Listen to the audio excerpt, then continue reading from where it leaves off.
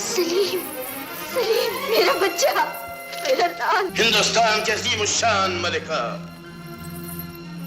नहीं महाबली, एक माँ, सिर्फ माँ।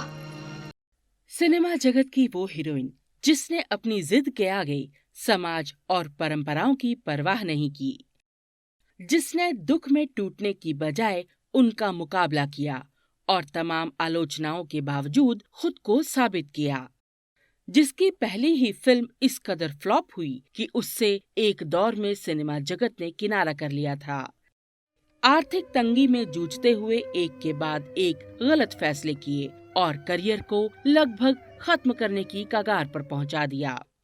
पंछी कैसा तेरा देश, पंछी कैसा।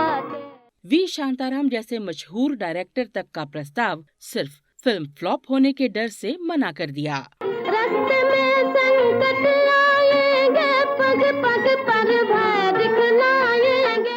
हिंदी सिनेमा की सबसे रईस हीरोइन जो एक दौर में दर दर की ठोकरें खाने को मजबूर रही, उनके करियर का जब स्वर्णिम दौर आया तो अपने बेटे की अर्थी को कंधा देना पड़ा। सुधीर, मैं तेरी माँ। प्यारे छोड़ मोया प्यारे। जी हाँ दोस्तों, आज के एपिसोड में हम बात करेंगे भारतीय सिनेमा की उस अभिनेत्री की जिन्होंने फिल्मी सफर की शुरुआत तो सिर्फ घर का खर्च चलाने के लिए किया था, लेकिन बाद में उन्होंने जो कद हासिल किया उसका मुकाबला आज तक कोई अभिनेत्री नहीं कर पाई है, जिनका फिल्मी करियर अपने आप में एक मिसाल है। और भारत की उस मशहूर अदाकारा का नाम था दुर्गा खोटे। नमस्कार दोस्तों, मैं हूं रविंद्र और आप देख रहे हैं फ्लैशबैक मोमेंट्स। 14 जनवरी 1905 को मुंबई में जन्मी दुर्गा खोटे ने उस दौर में हिंदी फिल्मों में बतौर अभिनेत्री काम करने की हिम्मत दिखाई जब फिल्मों में काम करना एक घटिया कार्य माना जाता था। यहाँ तक कि वी शांताराम जैसे निर्देशकों ने तवायफों के कोठे तक के चक्कर काटे, मगर कोई तवायफ तक फिल्मों में काम करने को तैयार नहीं थी। ऐसे दौर में दुर्गा खोटे की फिल्मी दुनिया में एंट्री हुई। बेहद प्रतिष्ठित परिवार में जन्मी दुर्गा खोटे की पढ़ाई लिखाई मुंबई के सेंट जेवियर्स जैसे प्रतिष्ठित कॉलेज से हुई और जैसी की परंपरा थी, पढ़ाई के बाद अगला स्टेप शादी। दुर्गा खोटे के साथ भी यही हुआ और महज 18 साल की उम्र में उनकी शादी विश्वनाथ खोटे, जो कि मैकेनिकल इंजीनियर थे, उनसे कर दी गई। बेहद संपन्न परिवार था विश्वनाथ खोटे का, मगर शादी के कुछ साल बाद उनके पति विश्वनाथ खोटे के असामयिक निधन के रूप में दुर्गा खोटे के जीवन में एक संकट ने पहली बार दस्तक दिया। अपने 2 बच्चों के साथ दुर्गा खोटे कुछ समय ससुराल में रहीं, मगर वहाँ ज्यादा ठीक से गुजर नहीं पाई। दुर्गा खोटे दर दर भटकने को मजबूर हो गईं। घर चलाने के लिए उन्होंने बच्चों को अंग्रेजी का ट्यूशन भी पढ़ाया, मगर ये नाकाफी था, खासकर दोनों बच्चों की परवरिश के लिए। संकट से भरी जिंदगी में दुर्गा खोटे को किस्मत उन्हें आखिरकार उस राह पर ले गई जहाँ से उनकी नई यात्रा शुरू होनी थी। हुई न बात, ये लो 13,000 और 2,000 शादी के बाद, लेकिन समझन फिर इसे पहले मिल जाने चाहिए। इसकी तुम फिक्र न करो, बस काम हो जाना चाहिए, उसकी आप फिक्र न कीजिए। मगर चुनौतियां कम नहीं थी। ये यात्रा थी भारतीय फिल्म जगत की। भारत में सिनेमा उन दिनों नया नया था और हालत ये थी कि अभिनेत्री के रोल के लिए कोई तैयार नहीं था। दादा साहेब फाल्के ने जब पहली फिल्म राजा हरिश्चंद्र बनाई, साल 1931 में भारत की पहली बोलती फिल्म आलमारा के साथ ही एक और फिल्म रिलीज हुई जिसका नाम था फरेबी जाल, जिसमें सिनेमा के इतिहास में पहली बार एक महिला ने रोल प्ले किया, क्योंकि ये फिल्म आलमारा के पहले रिलीज हुई ऐसी फिल्म थी जिसमें किसी महिला ने ही महिला का रोल प्ले किया था। ये एक साइलेंट फिल्म थी जिसमें दुर्गा खोटे को महज 10 मिनट का रोल मिला। उन्हें फिल्म की कहानी तक की जानकारी नहीं थी। फिल्म पिट गई और दुर्गा खोटे की जमकर आलोचना हुई। पहली ही फिल्म सुपर फ्लॉप और ऊपर से जमकर आलोचना, न केवल खराब रोल के लिए बल्कि एक महिला होने के नाते भी। सामाजिक आलोचना का आलम ये था कि दुर्गा खोटे का घर से बाहर तक निकलना दूभर हो गया था। दुर्गा खोटे डिप्रेशन में चली गई और तय कर लिया कि दोबारा कभी फिल्मों में काम नहीं करेंगी। लेकिन इसी विवाद ने दुर्गा खोटे को एक नया रास्ता भी दिखा दिया। जी हाँ, ये वो फिल्म थी जो मशहूर फिल्मकार वी शांताराम ने दुर्गा खोटे के साथ बड़ी मशक्कत से बनाई। मशक्कत इसलिए क्योंकि पहली फिल्म के फ्लॉप होने के बाद दुर्गा खोटे बिल्कुल टूट गई थी। एक बार तो उन्होंने साफ मना भी कर दिया था, लेकिन शांताराम माने नहीं और सीधे दुर्गा के घर पहुंच गए। फिल्म थी अयोध्येचा राजा, जिसमें तारामती के किरदार के लिए शांताराम ने दुर्गा खोटे को मना लिया। फिल्म की रिलीज से पहले दुर्गा काफी डरी हुई थी। उन्हें लगता था कि अगर फिल्म नाकाम हुई तो पहले से ज्यादा झेलना पड़ेगा, लेकिन ऐसा हुआ नहीं। फिल्म ब्लॉकबस्टर साबित हुई और दुर्गा के अभिनय का सफर शुरू हो गया। कितनी बेदर्दी से मेरा खून मिट्टी में मिलाते रहे हो। वक्त बदल रहा था, समाज के सोचने का नजरिया भी। दुर्गा खोटे की तारीफ होने लगी। इसी दौरान उन्होंने प्रभात स्टूडियो की दूसरी फिल्म माया मच्छिंद्र और अमर ज्योति जैसी ब्लॉकबस्टर हिट फिल्में दी।